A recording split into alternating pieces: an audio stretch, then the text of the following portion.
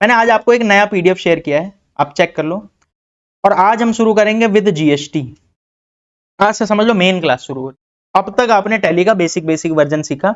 अब हम जो शुरू करेंगे वो सबसे मेन चीज शुरू करेंगे, टैली विद जीएसटी। यहां पे थोड़ा सा आपको ध्यान देना है। आप बोलोगे टैली विद जीएसटी में क्या फर्क आ जाएगा? क्या जैसे पहले बनाते थे वैसा ही नहीं बनेगा?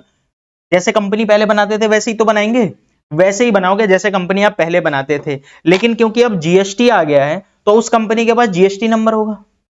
भाई मान लेते हैं मेरा दोस्त आया और आके बोल रहा है कि भाई ये रही मेरी कंपनी का काम आज से तुम्हें करना है। मैंने कहा ठीक है भाई, तुम्हारी कंपनी का काम आज से मैं कर दूंगा, लेकिन तुम्हारे पास जीएसटी नंबर है क्या? उसने बोला हाँ मेरे पास जीएसटी नंबर। उसने मेरे को कुछ डिटेल दी। ध्यान से देखो प्लीज, अब आसान चीजें मैं समझाने वाला हूं।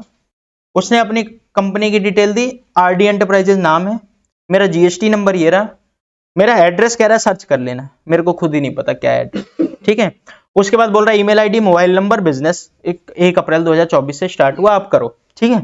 सबसे पहले आप बोलोगे बड़ा आसान है। एक चीज और बता दूं, जब भी आपको जीएसटी नंबर कोई दे तो आपको भरोसा नहीं करना आंख बंद करके, आपको ये नहीं कहना सही ही होगा। ध्यान से सुन लो, जब भी कोई जीएसटी नंबर देगा तो हम सबसे पहला काम चेक करेंगे। तो अब मैं टैली विद जीएसटी बता रहा हूं, तो आंख बंद करके काम नहीं शुरू करना। सबसे पहले जब भी जीएसटी नंबर मुझे मिलते ही मैं सबसे पहले चेक करूंगा, ये मैंने लिख भी दिया इसीलिए कि भाई ये जीएसटी नंबर ठीक है या नहीं है। अच्छा, अब जीएसटी नंबर ठीक कहां से चेक करूं? मैं कहां से पता चले? मैं उससे बोल दूं मां कसम खा सही बोल रहा तू जीएसटी, ऐसा बोल के पूछूं, या मैं कहीं जाके चेक करूंगा? कहीं जाके मैं चेक करूंगा। कहां जाके चेक करना है? वो कह रहा है जीएसटी पोर्टल पे, तो हमें कहां जाके चेक करना है? जीएसटी पोर्टल पे। अब आप बोलोगे जीएसटी पोर्टल क्या होता है? जीएसटी की वेबसाइट है जहां पे जाके आप किसी का भी जीएसटी नंबर चेक कर सकते हो। अच्छा, जीएसटी की वेबसाइट का नाम बता दो, gst.gov.in। ये रट लो एकदम, अगर ये भूल गए तो समझ लो कि सब भूल गए। तुम खुद याददाश्त हो जाए तब भी ये याद रखना, ध्यान रखना, gst.gov.in, क्योंकि आपको पैसा कमा के यही देने वाला है। करेंटली अकाउंटेंट को जो सबसे ज्यादा पैसा मिलता है वो जीएसटी की वजह से मिलता है। तो मैं भी जीएसटी की वजह से ही पैसा कमा रहा हूं और होपफुली आगे आप भी जीएसटी की वजह से ही पैसा कमाओगे। तो gst.gov.in आओ चेक करते हैं कहां खोलें। गूगल पे आप आ जाओ। आप गूगल पे चाहे आप सीधा क्रोम पे www.gst.gov.in सीधा सर्च कर सकते हो। सीधा सर्च करोगे तो वेबसाइट ही ओपन हो जाएगी, gst.gov.in। आप यहां चेक कर लो, gst.gov.in वेबसाइट ओपन है। ये रही वेबसाइट। ये वेबसाइट आते इसके पैर वैर छू लो बढ़िया से, ठीक है। पैसा कमा के देगी तो भाई तुम, ठीक है। अब आगे बढ़ते हैं। अब आगे बढ़ने के लिए मुझे यहाँ पे कई सारी चीजें दिख रही हैं जीएसटी में, और मुझे पता नहीं है, लॉगिन वगैरह भी बोल रहा है मुझे, अभी मैंने आपको कुछ सिखाया ही नहीं है। तो मुझे कहां जाना है? सीधा सर्च टैक्स पेयर। ये दिख रहा है सर्च टैक्स पेयर। मैंने बोला ना कि किसी का भी जीएसटी नंबर आए तो पहले चेक कर लो सही है गलत है। कहां जाएंगे? Search tax payer. और सर्च बाई कैसे सर्च करना है? सर्च बाई जीएसटी, ये दिख रहे हैं, इसका मतलब सर्च बाई जीएसटी नंबर। अगर आपके पास जीएसटी नंबर है यहां से सर्च करो। मेरे पास जीएसटी नंबर नहीं है तो पैन कार्ड से भी सर्च कर सकते हो, लेकिन अभी मेरे पास तो जीएसटी नंबर है तो मैं जा रहा हूं सर्च बाई जीएसटी नंबर। इस पे क्लिक करता हूं। इस पे क्लिक करने के बाद मेरे को यहाँ पे जीएसटी नंबर दिखेगा डालने का, मैं डाल देता हूं फटाफट 06HLCPD। वैसे तो मैं कॉपी कर सकता था बट जस्ट मैं आपको डाल के दिखा रहा हूं HLCPD। उसके अलावा है, ठीक है, उसके अलावा और क्या है? बीप बीप बीप बीप, ठीक है, ठीक है। उसके बाद मेरे को क्या डालना है? कैप्चा। कैप्चा डालने के बाद मैं यहाँ पे सर्च करूंगा। जैसे मैं यहाँ सर्च करूंगा, search result based on GST number, इस जीएसटी नंबर के हिसाब से सर्च रिजल्ट आ गया। आपका नाम आ जाएगा, बिजनेस का नाम क्या है। इसके अलावा आपका बिजनेस अभी एक्टिव है कि बंद है वो आ जाएगा, जीएसटी नंबर आपका एक्टिव है या बंद है। इसके अलावा प्रिंसिपल प्लेस ऑफ बिजनेस, जो आपका जीएसटी नंबर जिस जगह पे काम कर रहा है वो आ जाएगा। इसके अलावा और भी बहुत सारी चीजें देख सकते हो आप, लेकिन अभी मैं आपको नहीं सिखा रहा हूं। अभी आप ये समझो कि जीएसटी नंबर चेक करते ही आपको पता चल जाएगा कि इसका जीएसटी नंबर है। क्लियर है? अब मुझे क्या करना है? यहाँ पे मैंने चेक कर लिया, ये जीएसटी नंबर ठीक है, करेक्ट है। अब टैली पे आ जाते हैं क्योंकि हम तो टैली ही सीख रहे हैं। और टैली पे इस बार क्या करना है? नई कंपनी बनानी है, F3। और कहां पे जाते हैं हम? Create company. कंपनी का नाम क्या रखना है? RD enterprises. चाहो तो आप कॉपी पेस्ट भी कर सकते थे। और मैं आगे बैच 16 लिख दूं जिससे मुझे पता रहे बैच 16 का है, ठीक है। इसके अलावा देखो एड्रेस कहां से डालोगे? तो भाई एड्रेस चाहो तो यहां से डाल दो, चाहो तो जो आपने सर्च किया वहां से कॉपी पेस्ट कर दो। तो मैंने कॉपी किया। अच्छा, ये सारा कॉपी करके अगर एक लाइन में डालता हूं, ध्यान से देखना ये छोटी छोटी गलतियां, अगर ये सारा कॉपी करके एक लाइन में डालता हूं तो ये दिख रहा है, कुछ दिख रहा है आपको? तो ऐसे मत करना कि सारा कॉपी करके एक लाइन में डाल दिया। आपको क्या करना है, लाइन वाइज कॉपी करना है, लाइन वाइज पेस्ट करना है। जैसे ये रहा, मैंने किया कॉपी,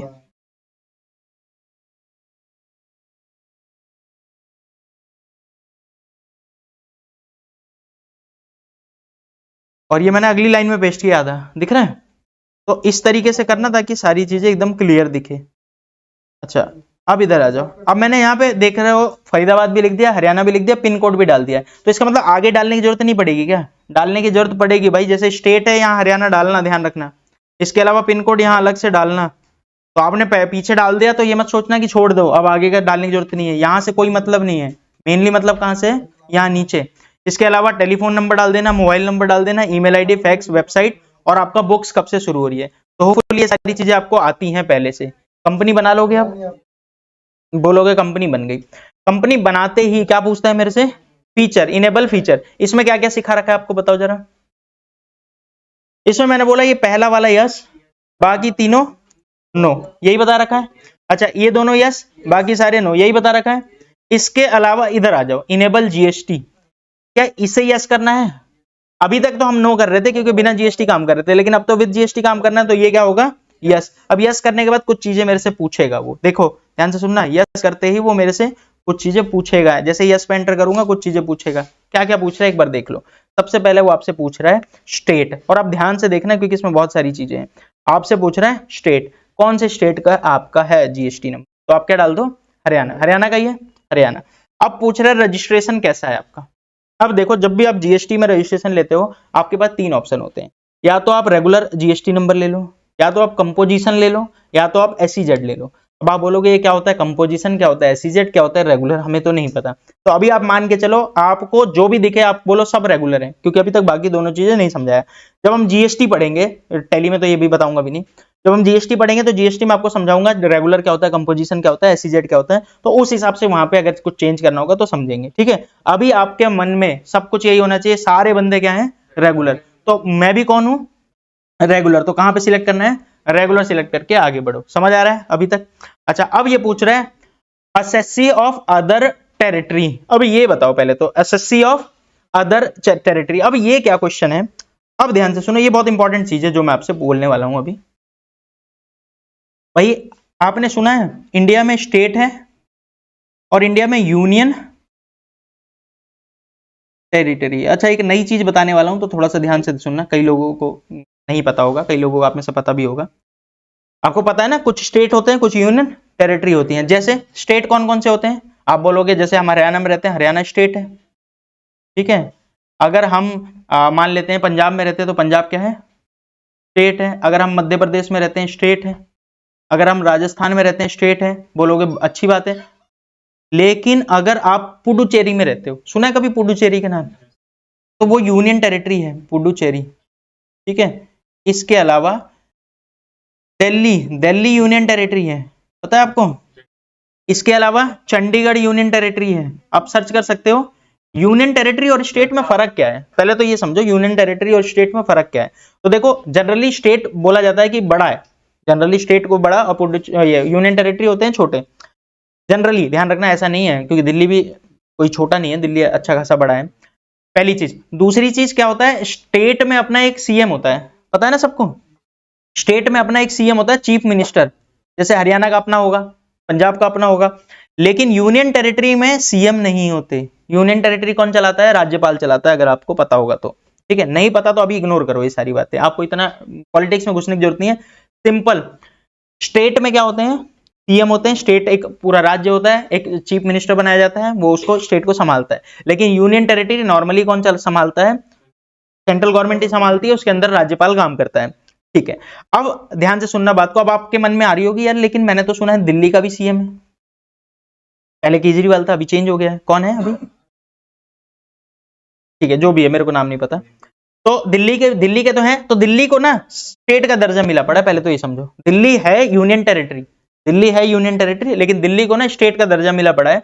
तो इसीलिए स्टेट किस तरीके से स्टेट की तरह काम करता है, तो उसका अपना सीएम भी है, बहुत सारी चीजें वो स्टेट की तरह करता है। अब आप बोलोगे ये बता क्यों रहे हो हमें?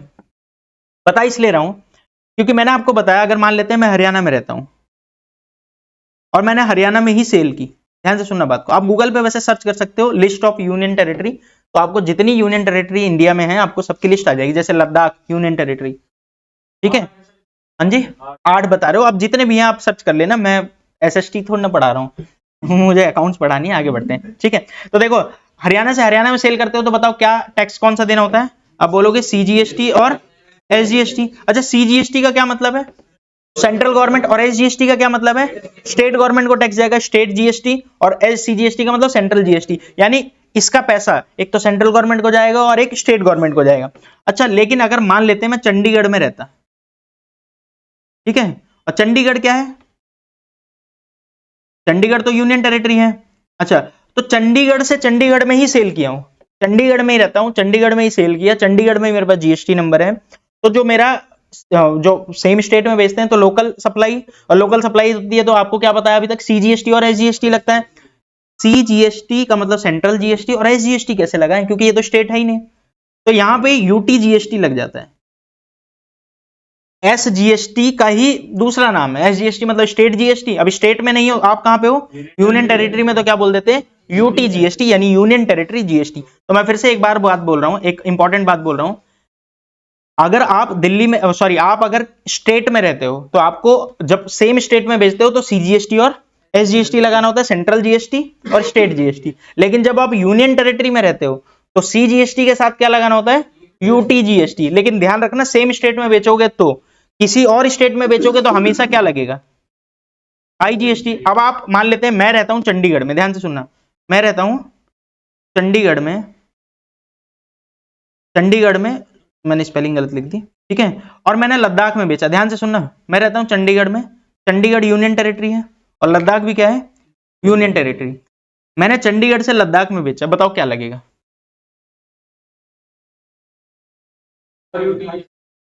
अगर कोई बोल रहा है सीजीएसटी यूटीजीएसटी तो सोचो कितना गलत बोल रहे हो। आपने अपने स्टेट से बाहर बेचा है, दूसरे चाहे अपने अपने स्टेट या अपने यूनियन टेरिटरी से बाहर दूसरे स्टेट या यूनियन टेरिटरी में बेचा है तो आईजीएसटी लगेगा ना भाई, सीजीएसटी एसजीएसटी की बात तो नहीं आएगी ना।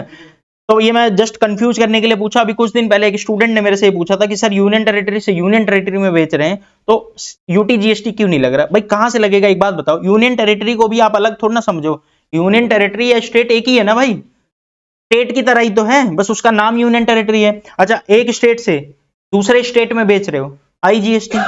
एक स्टेट से दूसरे यूटी में बेचोगे तो भी आईजीएसटी। मतलब स्टेट ही बदल गया या फिर यूनियन टेरिटरी ही बदल गई तो हमेशा क्या लगता था? आईजीएसटी। जब सेम स्टेट में बेचोगे तो क्या लगेगा? सीजीएसटी और एसजीएसटी। और सेम यूनियन टेरिटरी में बेचोगे, मान लेते हैं आप भी लद्दाख में रहते हो, लद्दाख में ही बेच दिया तो क्या लगेगा? सीजीएसटी और यूटीजीएसटी। समझ आ गया भाई? पॉइंट क्लियर हुआ? पहले तो ये बताओ यूटीजीएसटी क्या होता है। जिसने शुरू की क्लासेस देखी होगी उसको समझ आ रहा होगा मैं क्या बोल रहा हूँ, सीजीएसटी एसजीएसटी आईजीएसटी। किसी ने अगर ऐसा है कि शुरू की क्लासेस बेसिक वाली मिस की है तो प्लीज जाके देख लो, आपको ये क्लियर हो जाएगा पॉइंट। अभी यहाँ पे मैं आ रहा हूं, टैली भी पूछता है आपसे, असेसी ऑफ अदर टेरिटरी बोलता है क्या आप यूनियन टेरिटरी में रहते हो? तो अगर आप यूनियन टेरिटरी में रहते हो तो यहाँ पे क्या करना पड़ेगा? यस। और जैसे आप यस करोगे तो टैली जब भी आगे टैक्स लगाएगा तो सीजीएसटी और यूटीजीएसटी लगाएगा। अगर सेम स्टेट में बेचोगे तो, दूसरे स्टेट में बेचोगे तो क्या लगाएगा? आईजीएसटी। वो तो पता ही है आपको। लेकिन आप यहाँ कहते हो assessee of other territory, no मैं तो नहीं रहता अदर टेरिटरी में, यानी मैं तो स्टेट में रहता हूं तो इसे नो रहने देना है आपको। यूनियन टेरिटरी में रहते हो तो इसे यस करना है, अदरवाइज इसे क्या रखना है? नो। लेकिन एक बात ध्यान से सुनना, अगर आप दिल्ली में रहते हो, दिल्ली तो यूनियन टेरिटरी है, लेकिन क्योंकि दिल्ली को स्टेट का दर्जा मिला पड़ा है तो यहाँ पे अगर दिल्ली में भी रहते हो तो इसे क्या रखना पड़ेगा? नो, क्योंकि आप स्टेट की तरह काम करोगे। क्लियर है? इसके बाद पूछ रहा है आपको जीएसटी नंबर। अब आप कहोगे यार इतनी सारी चीजें हो गई, एक बार बैक करके फिर से बताओ। ये लो मैं बैक कर रहा हूं, मैं बैक कर रहा हूं। अब तक मैंने आपको क्या क्या बताया? मैंने आपको सिंपल एक चीज बताई, अब हम सीख रहे हैं टैली विद जीएसटी। जब टैली विद जीएसटी कर रहे हैं तो क्या कुछ डिफरेंस आएगा? हाँ, जैसे पहले कंपनी बनाते थे, कंपनी अभी भी वैसे ही बनानी है, लेकिन पहले उसका जीएसटी नंबर चेक कर लेना है सही है या नहीं। चेक करने के लिए कहां गए थे? प्लीज बता दो। चेक करने के लिए कहां गए थे? gst.gov.in। gst.gov.in पे सर्च टैक्स पेयर पे गए, जीएसटी नंबर डाला, कैप्चा डाला, सर्च किया और जीएसटी नंबर की सारी डिटेल आ गई। उस डिटेल के हिसाब से आपने कंपनी बनाई। कंपनी बनाने के बाद जब आप एंटर करोगे तो फीचर पूछता है कौन सा यस रखना है, कौन सा नो रखना है। अब तक मैंने आपको बताया था ये पहला यस, बाकी तीनों नो। ये दोनों यस, बाकी सारे नो, यही बताया था। इसके आगे जब जाओगे तो पूछेगा इनेबल जीएसटी, क्या जीएसटी रखना है, तो आप बोलोगे यहाँ पे यस, क्योंकि अब तो जीएसटी ही सिखाने वाला हूं आपको। जैसे आप इसे यस करोगे कुछ चीजें आपसे पूछेगा। क्या क्या चीजें पूछ रहा है, सबसे पहले आपसे पूछ रहा है स्टेट कौन सा है आपका, मैं कह रहा हूं मेरा तो हरियाणा स्टेट है, हरियाणा। उसके बाद पूछ रहा है रजिस्ट्रेशन कैसा है आपका, यानी मैंने बोला अभी आप भूल जाओ कुछ और होता है, आपके लिए सब कुछ क्या है, रेगुलर। इसके बाद पूछेगा क्या आप अदर टेरिटरी में रहते हो, यानी क्या आप यूनियन टेरिटरी में रहते हो। अगर आप यूनियन टेरिटरी में रहते हो तो इसे क्या करोगे, यस, अदरवाइज इसे क्या करोगे, नो। तो मैं अभी क्या कह रहा हूं, इसे नो। उसके बाद आगे पूछ रहा है जीएसटी नंबर, आपका जो जीएसटी नंबर है वो डाल दो। तो भाई मेरा जो जीएसटी नंबर है ये रहा, इसे मैं यहाँ पे पेस्ट कर दूं, ठीक है। उसके बाद फिर पूछ रहा है मेरे से पीरियडिसिटी ऑफ GSTR1, आपका GSTR1 आप कैसे फाइल करते हो, हर महीने फाइल करते हो या हर क्वार्टरली फाइल करते हो। अब आप बोलोगे ये GSTR1 क्या होता है, भाई मैंने आपको बहुत सारी चीजें नहीं बताई, वो सब जीएसटी में समझेंगे, पर जीएसटी की रिटर्न फाइल करनी होती है। याद है मैंने आपको बताया था, एक में आप आउटपुट बताओगे, आउटपुट इनपुट बताओगे गवर्नमेंट को, तभी तो टैक्स पे करोगे। वो बताते कैसे हैं, एक रिटर्न होती है उसका नाम है GSTR1। अभी आप वो छोड़ो, उन गवर्नमेंट उसको आपको ऑप्शन देती है, हर महीने भरना है हर महीने भरो, 3-3 महीने में भरना है तो 3-3 महीने में भरो। तो मंथली वो सिलेक्ट करता है जो हर महीने भरता है, क्वार्टरली वो सिलेक्ट करता है जो 3 महीने में भरता है। अभी आप भूल जाओ कि कोई 3 महीने में भरता है, अभी शुरू शुरू में आप मंथली सब कुछ सीखो, तो आप क्या सिलेक्ट करोगे, इसे मंथली। क्या यहां तक बात समझ आ रही है मैं क्या कह रहा हूं। अच्छा, अब इसके बाद कुछ चीजें और पूछ रहा है, ध्यान रखना, जीएसटी यूजर नेम। अब आप बोलोगे ये यूजर नेम क्या है, जब आपके पास जीएसटी नंबर आता है, जब आपके पास जीएसटी नंबर आता है तो एक यूजर नेम बनाना होता है जिससे आप जीएसटी में लॉगिन कर सको। मतलब आप अपने जीएसटी नंबर से लॉगिन नहीं करोगे, एक यूजर नेम बनाना पड़ेगा, उस यूजर नेम से लॉगिन करोगे। तो यहाँ पे यूजर नेम कैसे डालना है, क्या डालना है, मैं नहीं बता रहा हूँ, अभी बाद में सीखेंगे, अभी आप खाली छोड़ दो यूजर नेम, ठीक है। तो सबका एक यूजर नेम होता है, मैं आगे समझा दूंगा आपको, जब यूजर नेम आ जाएगा तो यहाँ पे डाल देना। उसके बाद ये कुछ चीजें पूछेगा, मोड ऑफ फाइलिंग, बीएससी और ईबीसी, ये भी अभी मैं आपको खाली छोड़वा रहा हूं, आगे जब हम जीएसटी सीखेंगे ना तब मैं आपको समझाऊंगा यहाँ पे, ठीक है। तो अभी इसे इग्नोर कर दो आप पूरी तरह से कि भाई यूजर नेम में कुछ नहीं करना, मोड ऑफ फाइलिंग में कुछ नहीं करना। उसके बाद ई इनवॉइसिंग भी जीएसटी में सीखेंगे, अभी इसे क्या रखो, नो। हालांकि जीएसटी जब सिखाऊंगा तो उसमें टैली के साथ बता दूंगा ये सारी चीजें, ठीक है। इसके अलावा ई वे बिल भी क्या रखो, नो। अब आप बोलोगे हमने आपने बहुत सारी चीजें छुड़वा दी, एक बार फिर से देखो, स्टेट बताना है, रजिस्ट्रेशन बताना है regular, assessee of other territory, अगर यूटी में रहते हो तो यस, अदरवाइज नो। आपका जीएसटी नंबर और GSTR1 कैसे फाइल करते हो आप, मंथली। इसके अलावा बाकी सारी चीजें आप अभी के लिए नो कर दो। ई वे बिल क्या होता है, ई इनवॉइस क्या होता है, आगे चल के सिखाऊंगा, अभी आप इसको इग्नोर करो और एंटर करते हैं। जैसे ही एंटर किया मेरी कंपनी मैंने जीएसटी वाली सारी चीजें यस करके बता दी है, ठीक है। इसके अलावा बाकी मैंने दोबारा यस कर दिया था, बाकी सारी चीजें क्या रहेंगी, नो। अभी बाकी सारी चीजें नो कर दो, एक हमने ऐड किया है नया, जीएसटी सीखेंगे, ठीक है। एंटर करते हैं, एंटर करते हैं, हमारी ये बन गई है कंपनी, जैसे हम पहले बनाते थे वैसे ही अब बनाया, बस इसमें फर्क क्या आया है बताओ। जो भी फर्क आया मैं ग्रीन कलर से लिखूंगा। दो चीजों का फर्क आया है। सबसे पहला फर्क आया है जीएसटी नंबर डालना है, और दूसरा फर्क आया है जीएसटी वाले को यस भी करना है, फीचर में जीएसटी वाले को क्या करना है, यस, और कुछ डिटेल फिल करनी है। कर लोगे क्या, यहां तक बात समझ आ रही है। आप बोलो बहुत आसान है, क्या घटिया घटिया चीजें बता रहे हो। फीचर हमें आ गया है, अब आगे बताओ। उसके बाद आप क्या करते थे, कंपनी बना लिया, यूनिट फीचर बना लिया, उसके बाद आप क्या करते थे, यूनिट। क्या अभी भी यूनिट बनानी है, बिल्कुल भाई यूनिट तो बनानी ही पड़ेगी। अच्छा, क्या अभी जो यूनिट बनाते हैं वो पहले वाले से अलग होगी या कुछ चेंज होगा, नॉर्मली सेम होगी, बस एक नया आ जाएगा UQC। अभी UQC क्या होता है, यूनिट क्वांटिटी कोड। अब ये होता क्या है, ये क्यों डालना है, ध्यान से सुनो।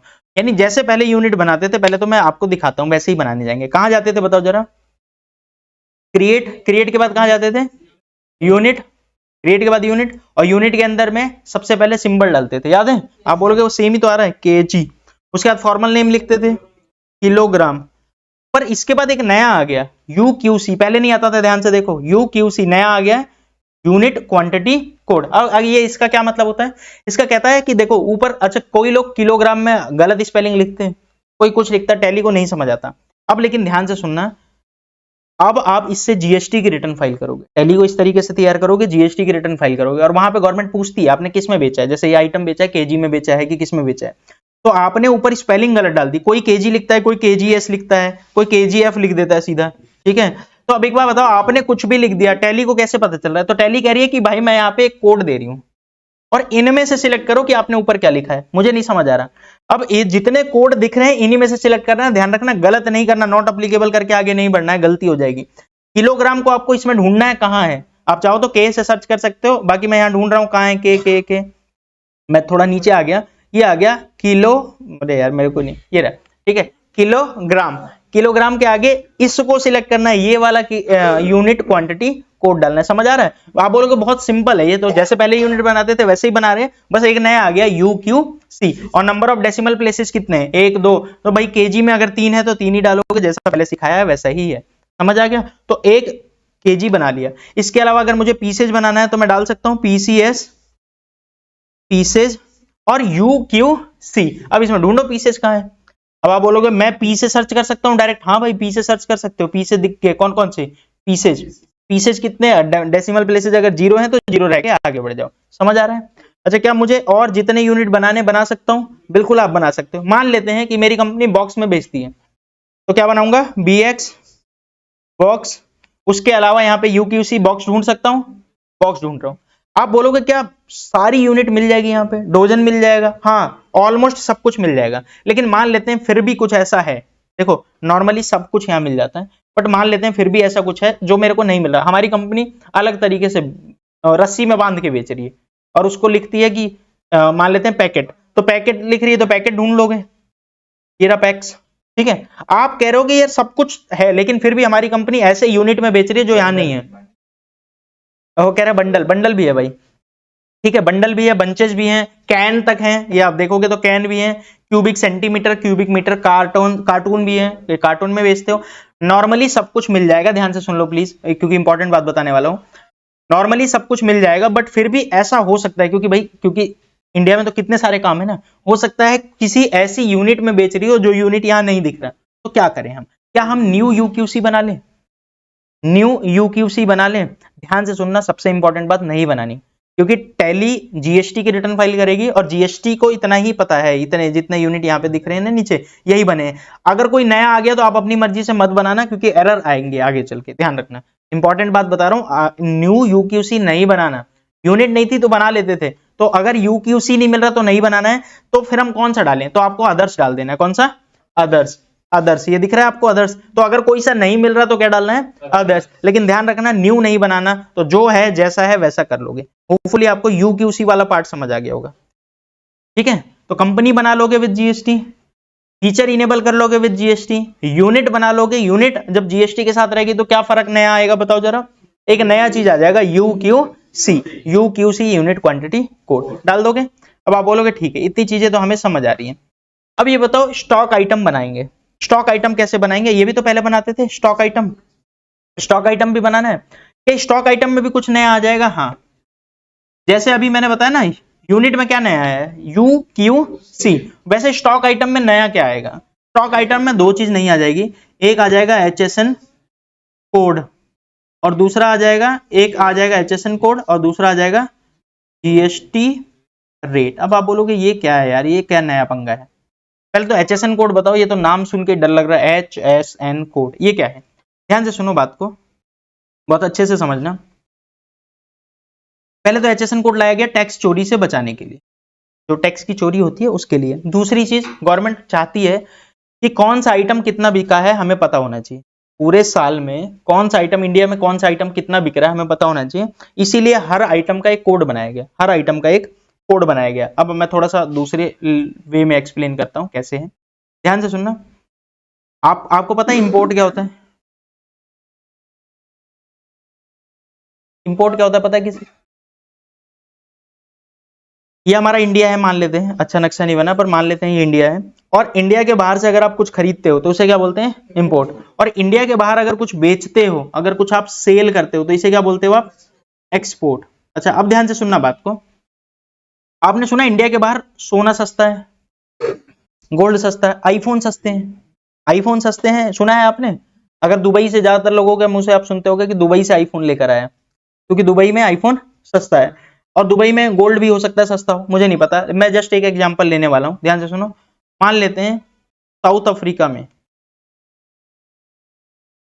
जो शूज है नाइकी का, जस्ट सपोज करते हैं नाइकी का शूज साउथ अफ्रीका में सस्ता है, मान लेते हैं जितने शूज नाइकी में 10 लाख रुपए के मिल जाएंगे, 10 करोड़ के लेते हैं, ज्यादा सस्ता है 10 करोड़ के, इंडिया में कम से कम 15 करोड़ के मिलेंगे, मान लेते हैं इंडिया में वो नाइकी का शूज 15 करोड़ का आ रहा है, जो नाइकी का शूज साउथ अफ्रीका में 10 करोड़ का मिल जाएगा। तो मेरे लिए बड़ा आसान नहीं है, साउथ अफ्रीका से नाइकी का शूज खरीदो और इंडिया में लाके बेच दो, बहुत आसान है ना। बट गवर्नमेंट क्या कहती है, जब भी आप कुछ इंडिया के बाहर से खरीदते हो तो इंडिया को दिक्कत होती है, मतलब सबको ही, सारी कंट्री को दिक्कत होती है, क्योंकि पेमेंट आपको करनी पड़ती है डॉलर में, पता है ना ये बात। हम इंडिया के बाहर से कुछ भी लेकर आते हैं तो हमें डॉलर में पेमेंट करनी होती है, जिसकी वजह से हमारे डॉलर्स के रेट बढ़ते जा रहे हैं, इंडियन करेंसी गिरती जा रही है। तो गवर्नमेंट क्या चाहती है, इंपोर्ट कम से कम करो, एक्सपोर्ट ज्यादा ज्यादा करो, इंडिया के बाहर जितना ज्यादा बेचो, इंडिया के अंदर बाहर से लेकर मत आओ। अगर फिर भी आपको कुछ चाहिए तो हम उस पर ना कुछ टैक्स लगाएंगे, अगर बाहर से आप इंडिया में लेकर आते हो तो आपको कुछ टैक्स देना पड़ेगा, जिसे आप बोलते हो इंपोर्ट ड्यूटी। सुना होगा इंपोर्ट ड्यूटी, अगर नहीं सुना तो कस्टम ड्यूटी तो पक्का सुना होगा, दोनों उसी का नाम है, कस्टम ड्यूटी। तो अगर आप इंडिया के बाहर से कोई सामान लेकर आते हो तो आपको कुछ एक्स्ट्रा टैक्स देना पड़ेगा, और वो एक्स्ट्रा टैक्स लगभग इतना होगा जिससे रेट उसका ऑलमोस्ट यही आ जाए। जैसे सूद से अगर 10 करोड़ का मान लेते हैं आप लेकर आ रहे हो सामान, तो गवर्नमेंट क्या करती है, पहले तो आप देखो विदेश से लेकर कैसे आओगे आप सामान, बताओ। आपके पास दो ही ऑप्शन है, या तो बाई शिप आएगा, बाइक पे तो अपनी फटफटिया पे तो लेकर आ नहीं जाओगे, कि स्कूटी पे चलो लोड कर लेते हैं निकलते हैं। तो आपके पास विदेश से सामान लाने के सिर्फ दो ऑप्शन होते हैं, एक होता है शिप, शिप तो समझते हो ना भाई, पानी वाला जहाज, पानी वाले जहाज से इंडिया में सामान आएगा, या फिर आपको फ्लाइट के थ्रू आएगा इंडिया में सामान, यही है। अच्छा, दोनों केसेस में आपको गवर्नमेंट को सारी डिटेल देनी होती है कि भाई मैं क्या क्या लेकर आया हूं। अच्छा, आपने सुना डॉन वगैरह, डॉन मुंबई का राजा कौन, ओके रोहित शर्मा नहीं आया याद, मुंबई चा राजा रोहित शर्मा, ठीक है। पहले मुंबई के डॉन होते थे, पहले मुंबई के डॉन होते थे, वो क्या करते थे पता है, स्मगलिंग, सुना है आपने वो वाली मूवी देखी है, क्या नाम है, जिसमें once upon a time in Mumbai, कौन रहता है गुंडा, मतलब डॉन, पहले अजय देवगन रहता है, फिर बाद में कौन हो जाता है, इमरान हाशमी, ऐसा ही है। तो अजय देवगन कोई गलत काम नहीं करता, वो बोलता है ना मैं गलत काम नहीं करता कोई भी, ऐसा सुना है कि नहीं, तुमने मूवी देखी है कि नहीं। एक बात बताओ, एक डॉन है, यानी कि डॉन है, वो गलत काम भी नहीं कर रहा है, ऐसा कैसे, वो क्या करता था, मतलब एक्चुअल में डॉन क्या करते थे वो मैं आपको समझाता हूं। विदेश से सामान लेकर आते थे और इंडिया में बेच देते थे, विदेश से सामान लाके इंडिया में बेच देते थे। अब वो सामान आप क्या लेकर आ रहे हो, पहली चीज, हो सकता है वो चीज इलीगल हो, इलीगल क्या हो सकता है, मतलब जो अलाउड ही नहीं है, जैसे कि ड्रग्स ले आए, विदेश से ड्रग्स लाए और इंडिया में ड्रग्स बेचा, क्योंकि इंडिया में ड्रग्स अलाउड नहीं है, तो विदेश में मिल जाएगा आपको, किसी भी कंट्री में, ऐसी कंट्री में चोरी से मिल जाएगा, वहां से आप लेकर आओ, और आप फ्लाइट के थ्रू लाओगे, शिप के थ्रू लाओगे, वो कह रहा है शिप के थ्रू, भाई एक्चुअल में तो वहां पे भी पुलिस होती है, चेकिंग होती है, तो आप कोशिश करोगे ऐसी जगह पे हमारा माल उतरे जहां पे कोई पुलिस ही ना हो, कोई शिप पे या तो चोरी से लेकर आओगे। ज्यादातर वो क्या करते थे, प्राइवेट किसी तरीके से शिप से ले आते थे। आप पोर्ट तो सुना है ना आपने, बंदरगाह, बंदरगाह पे ना आके कहीं और लेकर आ जाते थे सामान, जो चोरी का माल होता था, एक्चुअल में चोरी का नहीं होता था, वो विदेश से खरीद के लाते थे ड्रग्स वगैरह, और इंडिया में बेच देते थे ड्रग्स, और फिर अच्छा खासा पैसा कमाते थे, जो अलाउड नहीं था। लेकिन कुछ चीजें ऐसे अलाउड भी होती हैं, जैसे मैं अगर बोलूं गोल्ड की बात, तो मान लेते हैं वही गोल्ड दुबई में 5 करोड़ का मिल रहा है और इंडिया में वही गोल्ड 10 करोड़ का है, मान लेते हैं, तो वो क्या करते थे, दुबई से खरीद के लाए और इंडियन गवर्नमेंट को पता नहीं लगने दी, और इंडिया में घुस गए गोल्ड लेके। अब इंडिया में वो गोल्ड कितने का बिक जाएगा, 10 करोड़ का, तो आपने अच्छा खासा पैसा कमा लिया। तो लोग ये करते थे। और आप बोलोगे फिर ये क्या कस्टम ड्यूटी इंपोर्ट ड्यूटी क्या बता रहे थे, कस्टम ड्यूटी इंपोर्ट ड्यूटी ऐसी होती थी कि जब आप विदेश से कोई सामान लेकर आओगे, लेट सपोज मैं 5 करोड़ रुपए विदेश से लेकर आ रहा हूं, 5 करोड़ का गोल्ड, तो मेरे को यहां रोक लिया जाएगा और बोला जाएगा भाई आपके पास क्या है, मैंने बोला मेरे पास 5 करोड़ का गोल्ड है, तो वो कहेंगे आपको टैक्स पे करना पड़ेगा। कितना पे करना पड़ेगा, मान लेते हैं 100% टैक्स पे करना पड़ेगा, यानी 5 करोड़ और इंडिया में पे करना पड़ेगा। कौन सा टैक्स की बात कर रहा हूं मैं, कस्टम ड्यूटी बोल सकते हो या फिर इंपोर्ट ड्यूटी। तो विदेश से जब आप कोई सामान लेकर आते हो, जैसे 5 करोड़ का गोल्ड लेकर आए, तो मान लेते हैं अभी यहाँ पे टैक्स कितना है 100%, तो आपको क्लियर करवाने के लिए, यानी इंडिया में सामान लाने के लिए 5 करोड़ का ही टैक्स भी देना पड़ेगा। मतलब जरूरी नहीं है हर आइटम पे 100% हो, किसी पे 50 है, किसी पे 20 है, किसी पे 200, 100, 300 भी है। तो आप विदेश से सामान लाए, उस पर टैक्स दिए, तो इंडिया में भी आके वो गोल्ड कितने का हो गया, 10 करोड़ का। अब तो इंडिया में बेचोगे भी तो फायदा होना नहीं है, 10 करोड़ का ही तो विदेश से ले आए। तो ये जो डॉन वगैरह जो सबसे ज्यादा पैसा कमाते थे, वो इसी वजह से कमाते थे, विदेश से गोल्ड लेकर आए। मैं भी जब छोटा था मुझे पता नहीं था, मैंने मूवी देखी और मैंने कहा अजय देवगन कहता है कि मैं गलत काम नहीं करता और डॉन बना पड़ा है, तो कैसे गलत काम नहीं करता, या तो किसी को किडनैप करता होगा, डॉन तो यही करते हैं ना, या तो किसी को किडनैप करता होगा या तो ड्रग्स बेचता होगा, ड्रग्स बेच रहा है तो भी तो गलत काम है, लेकिन वो कहता था मैं कुछ गलत काम नहीं करता, मैं अच्छा काम करता हूं। अच्छा काम क्या? गोल्ड लेकर आया, गवर्नमेंट को टैक्स नहीं दिया ना, इंडिया में लाके बेच दिया, पैसा कमा लिया अच्छा खासा। तो ये सारे काम वो सब करते थे, इसी तरह से डॉन बने हुए थे। अब डॉन वन की बात छोड़ो, तुम्हें तो हमें क्या समझना है, कोड वगैरह, उसके लिए मैं आपको ये बता रहा हूं। ध्यान से सुनो, मैं क्या कह रहा था, मैं नाइकी का शूज विदेश से लेकर आऊं 10 करोड़ का, और इंडिया में बेचना है कितने का, 15 करोड़ का। लेकिन गवर्नमेंट क्या मेरे को रास्ते में कस्टम ड्यूटी लगा देगी। अच्छा कहां पे? या तो पोर्ट से आएगा माल, पोर्ट पे आएगा माल, शिप पे। अच्छा कितने कितने दिन लग जाते हैं आपको पता है? थोड़ा सा भी आइडिया है? 10-10 दिन तक वेटिंग टाइम होता है, इतनी भीड़ होती है ना पोर्ट पे, पोर्ट पे इतनी भीड़ होती है, 10-10 दिन आपको टाइम लग जाए। आपकी शिप आई है, 10 दिन खड़ी रहेगी, 10 दिन बाद आपका क्लियरेंस का टाइम आएगा, आप नहीं उतार सकते। आपका कौन उतारेगा सामान? वो जो कस्टम वाले होते हैं, कस्टम वाले उतारेंगे, आपका सामान चेक किया जाएगा, आप क्या लेकर आए हो, आपसे एक पर्ची भरवाई जाएगी, आपसे बोला जाएगा आप क्या लेकर आए हो, आप लिखोगे बिल पे कि मैं क्या लेकर आया हूं, मैं शूज लेकर आया हूं, ठीक है, कितने रुपए का लेकर आया हूं, 10 करोड़ का। तो 10 करोड़ का शूज लेकर आया हो तो वो चेक किया जाएगा शूज पे कस्टम ड्यूटी का रेट क्या चल रहा है, इंपोर्ट ड्यूटी का रेट क्या चल रहा है। मान लेते हैं रेट चल रहा है 50%, तो आपसे बोला जाएगा कि भाई 10 करोड़ का माल लेकर आयो, 50% रेट है, तो 5 करोड़ रुपए जमा करा दो। 5 करोड़ रुपए जब जमा कराओगे तो इंडिया में आपका माल जाएगा। तो 5 करोड़ उसे जमा करा के क्लियर कराओ, यानी टैक्स पे करो, तो इंडिया में गया तो फिर से कितने का ही हो गया वो, 15 करोड़ का। तो इस वजह से दिक्कत आती है लोगों को। अब लोग टैक्स की चोरी करना चाहते हैं, लोग क्या करना चाहते हैं, टैक्स की चोरी। अब टैक्स की चोरी कैसे होती है, ध्यान से सुनो, मतलब कर नहीं पाओगे आप, मैं बता रहा हूं जस्ट आपको। जैसे आपने सुना है गोल्ड लोग ले आते हैं, ऑपरेशन करवा के, मैंने देखा एक बंदे को ऑपरेशन करवाया, और मतलब मैंने देखा नहीं है, न्यूज सुनी है, ऑपरेशन करवाया और गोल्ड अंदर डाल दिया पेट के अंदर, 3 किलो का गोल्ड था अप्रोक्सीमेट। तो जो 3 किलो का गोल्ड पेट के अंदर डाल दिया, फिर ऑपरेशन करवा लिया, और उसके बाद वो कपड़े वपड़े पहन के विदेश से इंडिया आ रहा था। वो 3 किलो का गोल्ड लगभग लगभग मान लेते हैं 3 करोड़ के आसपास का होगा, मैं मुझे नहीं पता कितने का, अभी गोल्ड का रेट बताएगा कोई मेरे को, 71,000 70,000 रुपए का 10 ग्राम, तो 70 लाख रुपए का 1 किलो अप्रोक्सीमेट, नहीं, हाँ कितना बताया आपने, 70,000 रुपए का 10 ग्राम है ना, 10 ग्राम है, तो फिर उसके बाद 1000 ग्राम, यानी लगभग लगभग 2 जीरो और बढ़ेंगे ना, तो 2 जीरो और बढ़ेंगे तो 70 लाख रुपए का आपका गोल्ड हुआ किलो का। तो 3 किलो का कितना हो गया, 2 करोड़ 10 लाख। और वो विदेश में खरीदा होगा, हो सकता है 1 करोड़ का, 1.5 करोड़ का, हो सकता है मान लेते हैं 1 करोड़ 40 लाख का भी खरीदा हो, मान लेते हैं। तो भाई 70 लाख रुपए बचा लेगा ना इंडिया में आते ही, अगर टैक्स ना पे करना पड़ा तो। अगर उसको कस्टम वालों ने पकड़ लिया तो उस पर टैक्स पे करना पड़ जाएगा। अब टैक्स का रेट जो भी होगा गोल्ड का आप चेक करोगे, और जैसे ही आपने पे किया फिर इंडिया के अंदर आओगे तो फिर से वही 2 करोड़ 10 लाख का, तो ऑपरेशन कराने का भी नुकसान हो गया, उसका भी पैसा नहीं निकलेगा। और वो बंदा पकड़ा गया, तब आप सोचो उसको कितना उसका दिल दुख रहा होगा कि वो बंदा एयरपोर्ट पे पकड़ा गया चेकिंग के दौरान, और पता चला कि 3 किलो का गोल्ड उसके पेट में है, टैक्स फिर भी पे करना पड़ा, उसके अलावा जेल और गया क्योंकि टैक्स की चोरी कर रहा था, उसके अलावा ऑपरेशन जो हुआ वो ठीक भी नहीं हो रहा, टाका पक गया है, ठीक है, तो ये भी दिक्कत है। तो चलो, तो ये होता है टैक्स की चोरी करने की लोग कोशिश करते हैं। अब ध्यान से सुनो बात को, अब मैं थोड़ा सा जेन्युइन तरीका तुम्हें बताता हूँ, टैक्स की चोरी करने का जेन्युइन तरीका क्या है। ओके नहीं कर सकते, हाँ आप एक छोटा सा ऑपरेशन करवाना पड़ेगा बस, 3 किलो की नहीं 5 किलो का लो भाई, रिस्क लो तो बड़ा लो, हमें कुछ, सॉरी,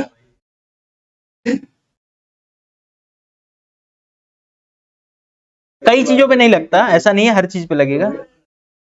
अब मूवी में कुछ चीजें कस्टमाइज्ड भी कर दी जाती हैं, अपने हिसाब से चेंज कर देते हैं। अब जैसे तुमने उरी मूवी देखी थी, उरी मूवी देखा था किसी ने, Uri movie, URI, Uri movie देखा है ना आपने।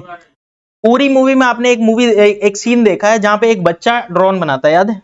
अगर आपने मूवी देखी हो, मैं भी मूवी देखने गया था, तो मैंने देखा वो शायद उसी मूवी से हीरो पॉपुलर हुआ था, क्या नाम है उस हीरो का, जिसने कैटरीना कैफ से शादी कर ली भाई, विक्की कौशल। तो विक्की कौशल उसी मूवी से जाके पॉपुलर हुआ था ना। तो विक्की कौशल ने वहां पे, याद है आपको, एक बच्चा वो बनाता है, ड्रोन बनाता है, और ड्रोन को भेजा जाता है पाकिस्तान के अंदर, वो भी सोचो पाकिस्तान के अंदर, और इंडिया वाले उसके पीछे पीछे जाते रहते हैं, और ड्रोन में वो बताता रहता है मुड़ो मुड़ो मुड़ो इधर करो। सोच के देखना है, 16-17 साल का बच्चा दिखाया था मूवी में। सच में क्या इंडियन जो आर्मी है इतना रिस्क ले सकती है कि 16-17 साल के बच्चे को पकड़ा दिया जाए कि भाई ड्रोन से आप आगे पीछे कर लो, और आप बता देना कोई है कि नहीं। अगर सच में ऐसा कुछ है कि 16-17 साल के बच्चे ने ड्रोन बना भी दिया, तो उससे थोड़ा ना चलवाएंगे भाई, अगर बना भी दिया तो वो प्रोफेशनल रखेंगे ना, ट्रेनिंग देंगे उनको कि भाई आप ट्रेनिंग लो, बढ़िया ड्रोन चलाओ, उसके बाद भेजा जाएगा ना, एक मिलिट्री वाले को दिया जाएगा ना कि एक बच्चे को दिया जाएगा। बट मूवी में दिखा दिया, मूवी में तो ये भी दिखाता है कि अक्षय कुमार ऊपर से कूद गया, कुछ नहीं होता ना। तो मूवी वगैरह की बात छोड़ दो, आपने जो भी मूवी देखी थी। हाँ वैसे इसके ऊपर एक मूवी है, अगर आप देखना चाहो तो, बदमाश कंपनी करके एक मूवी है, बदमाश कंपनी, शाहिद कपूर की है, वो कस्टम ड्यूटी के ऊपर ही है। आप देखोगे तो आपको समझ आएगा, वो बढ़िया मूवी है। हाँ आपने देखी है, ठीक है। चलो अब इधर आ जाते हैं, मैं आपको एक टैक्स की चोरी करने का बताता हूँ, सिंपल चीज। आप कह रहे हो मोबाइल लेकर आते हैं, मोबाइल एक एक मोबाइल लेकर आते हैं कम क्वांटिटी का, जैसे गोल्ड भी आप लेकर आओगे तो एक लिमिट तक अलाउड है कि इतना ले आ सकते हो, जैसे डिपेंड करता है, आप आदमी हो तो 100 ग्राम, औरत हो तो 150 ग्राम। मैं एग्जैक्ट नहीं बता रहा भाई, एग्जैक्ट आपको सर्च करना पड़ेगा कितना अलाउड है, तो आप इतना ला सकते हो, अलाउड है, कोई इशू नहीं है।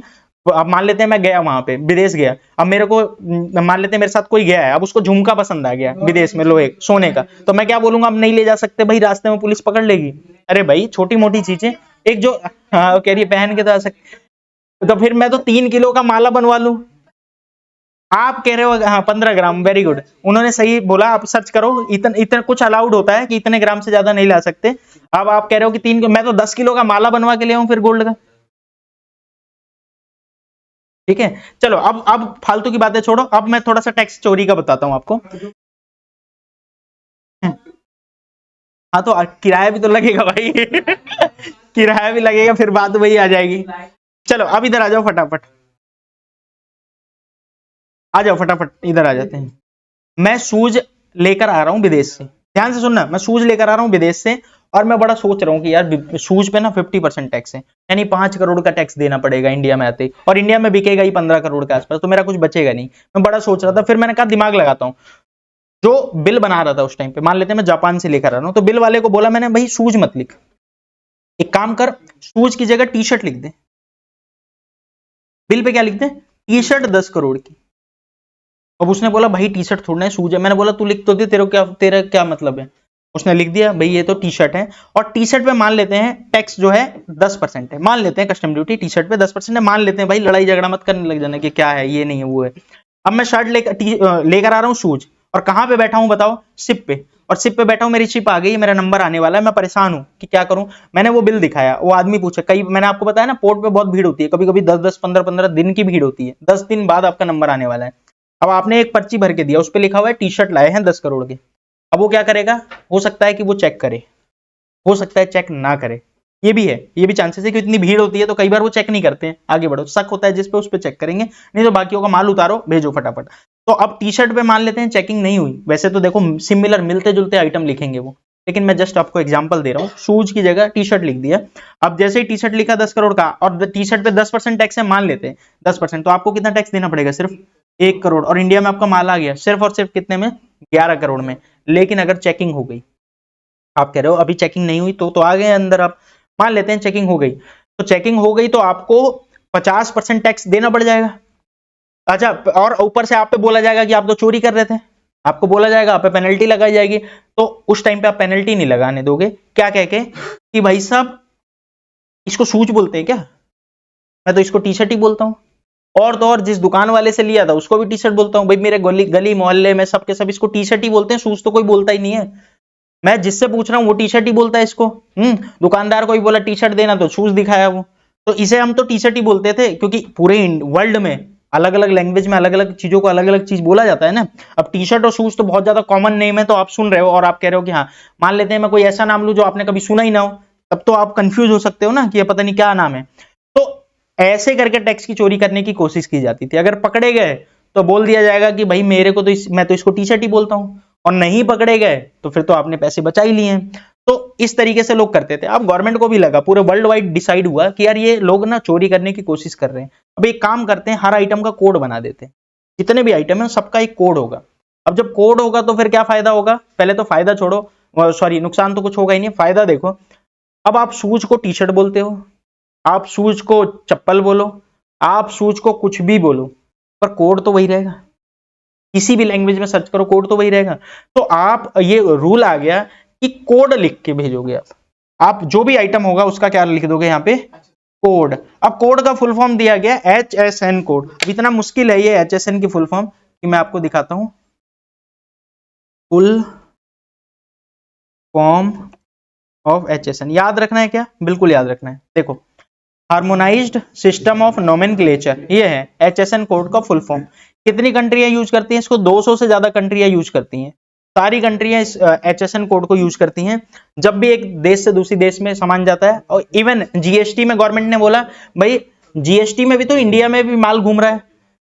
कश्मीर से माल निकला, मान लेते हैं कन्याकुमारी जा रहा है, बहुत दूर है। दिल्ली से निकला मुंबई जा रहा है, मुंबई में इसको कुछ और बोला जाता है, दिल्ली में इसे कुछ और बोला जाता है। तो बेटर है कि हर एक चीज का एक क्या रख दिया जाए, कोड रख दिया जाए। अब इससे क्या है, टैक्स की चोरी कम होगी, होने के चांसेस अब तो कम है। अब तो आप पकड़े जाओगे तो बोला जाएगा भाई साहब नाम कुछ भी बोलते हो, कोड तो वही था, कोड तो ठीक लिखता है, कोड भी गलत लिखे तो इसका मतलब आप टैक्स की चोरी करने की कोशिश कर रहे हो। समझ आया?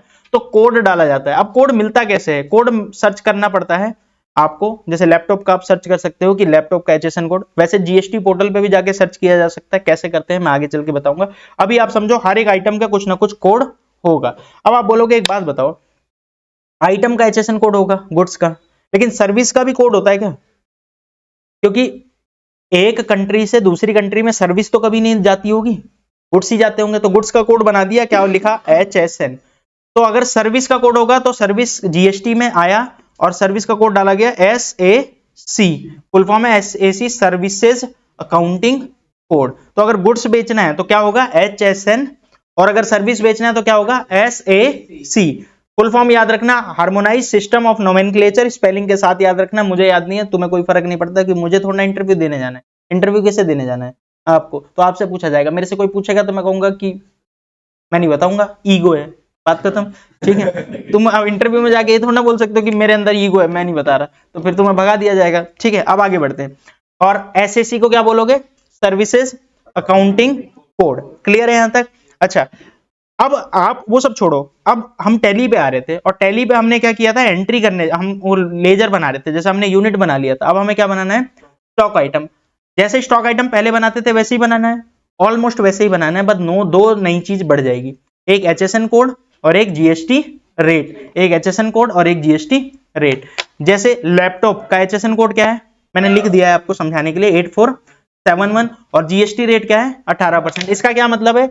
लैपटॉप कहीं पे भी बेचो इंडिया में तो कितना GST देना पड़ेगा आपको? 18%। लिखें कैसे? लिखें कैसे बताओ? क्रिएट में जाएं और स्टॉक आइटम पे जाएं और यहां लिख दें लैपटॉप। ठीक है, लैपटॉप अंडर किसके आएगा? अभी तक आपको सिखाया था प्राइमरी। यूनिट किसके अंदर आएगा? पीसेज। अभी तक यही सिखाया है, लेकिन अब देखोगे कुछ नई चीजें आई हैं। पहले नहीं होता था ये सब, पहले इधर की चीजें नहीं होती थी, अब कुछ नई चीजें आई हैं। क्या क्या नई चीजें आई हैं देख लेते हैं एक बार।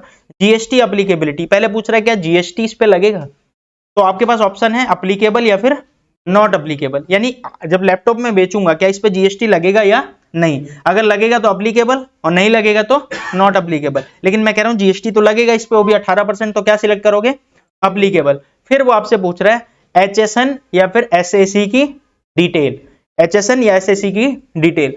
तो हम यहाँ पे करेंगे स्पेसिफाई डिटेल्स हेयर, यानी मैं यहाँ डालने वाला हूँ स्पेसिफाई डिटेल्स हेयर, और यहाँ पे आपको HSN डालना है कि ये जो लैपटॉप है इसका HSN क्या है। तो अगर लैपटॉप का HSN है 8471, तो आपको यहाँ डालना है 8471। क्लियर है मैं क्या कहना चाह रहा हूँ? उसके बाद पूछ रहा है डिस्क्रिप्शन, अभी मैं कह रहा हूँ आपको खाली छोड़ना है, आगे चल के समझेंगे इसे। इसके अलावा GST रेट डिटेल, तो GST रिटेल में रेट में भी क्या डालना है? स्पेसिफाई डिटेल्स हेयर, यानी यहीं पे हम बताएंगे डिटेल। और पूछ रहा है टैक्स लगेगा, टैक्सेबिलिटी टाइप, तो 4 ऑप्शन पूछ रहा है, टैक्सेबल, नॉन GST, एग्जेम्प्ट या नील रेट। याद है मैंने आपको बताया था कुछ चीजों पे गवर्नमेंट मना कर देती है कि टैक्स मत दो, एग्जेम्प्ट। कुछ चीजों को गवर्नमेंट बोलती है कि 0 टैक्स दे दो, तो नील रेटेड। कुछ चीजों को बोलती है टैक्स ही नहीं लगेगा, जैसे पेट्रोल, तो वो क्या होता है? Non GST। और जिस पे टैक्स लगेगा उसे क्या बोलते हो? टैक्सेबल। तो यहाँ क्या सिलेक्ट करना है? टैक्सेबल। और GST का रेट कितना है? 18% है, तो 18%। अच्छा, गुड्स है या सर्विस है? अगर ये गुड्स है, या कैपिटल गुड्स क्या होता है आगे चल के समझेंगे। गुड्स है तो गुड्स, सर्विस है तो सर्विस। तो ये तो लैपटॉप तो मेरा गुड्स है, तो गुड्स। रेट ऑफ ड्यूटी नहीं डालना, ओपनिंग बैलेंस नहीं डालना, जैसे कि पहले बताया था। एंटर करो, आपका लैपटॉप बन गया है। अब आप बोलोगे यार ये तो बड़ा झंझट आ गया। अच्छा, वो आपने पहले ही नहीं बताया था, पहले बड़ा आसान बताया था स्टॉक आइटम बनाना।